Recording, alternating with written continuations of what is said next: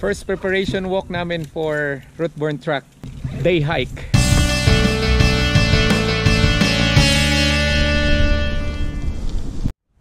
Let's go, Madam Emma. Let's go.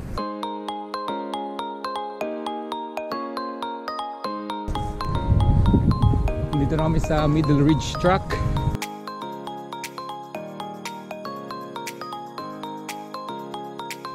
So guys, dito tayo sa East Peak.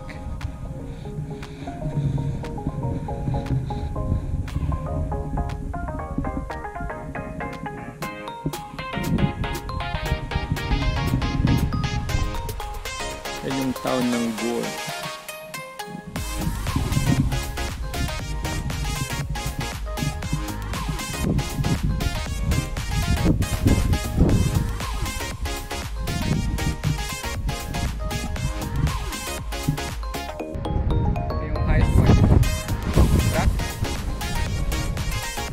Baba na kami pupunta sa Richardson Track.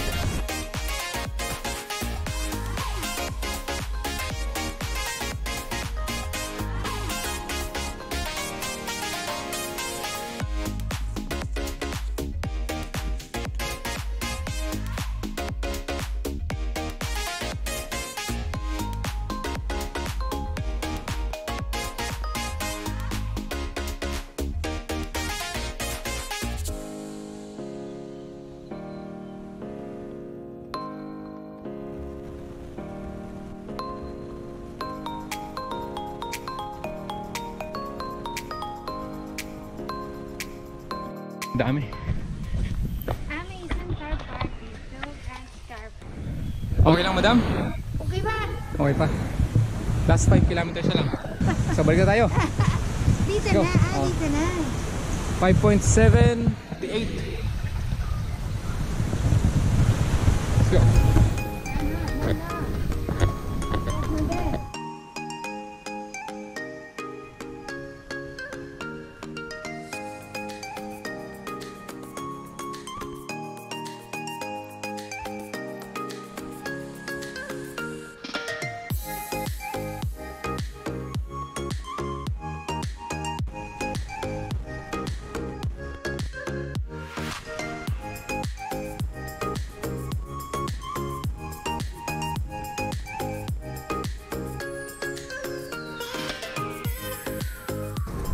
Nice view.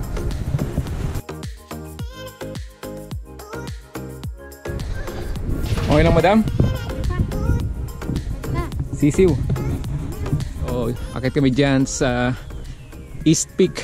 Nilulok kami ni Jerome. And then, baba. ito yung Middle Ridge Track. Punta sa car park. Nilulok lang kami ni Jerome. Sisiw daw, sabi ni Madam. Ano daw? Shout out daw kay Boss Abner. Sabi niya. Oh. At Tatlong maliit. tatlong maliliit.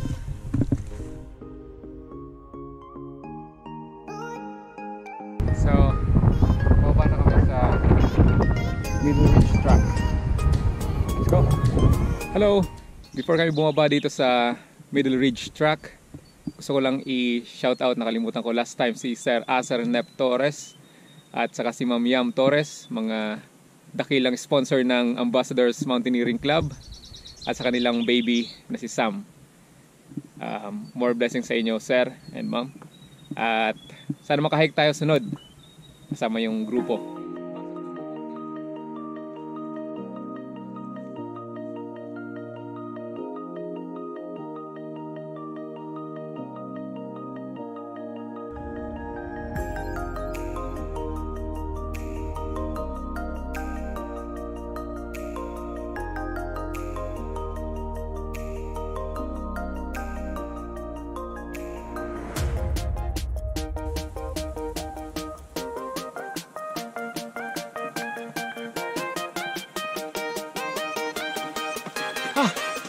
For the views.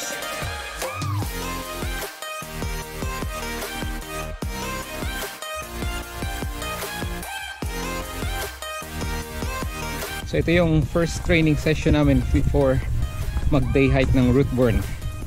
Routeborn is 32 kilometers na mountain trail. At isa siya sa mga great walks dito sa New Zealand. para sa akin siya siguro ang pinakamaganda so far sa mga napupuntahan ko pa ha. So meron pa kami 2 months pa madam no? Oh, meron pa kami 2 months preparation.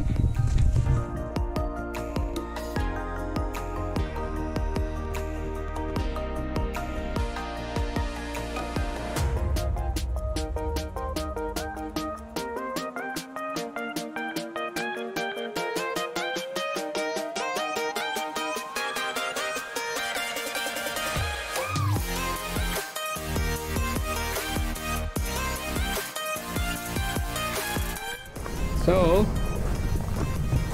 sa ngayon nakaka 10.8 kilometers in 4 hours 2 minutes. So, okay na din no?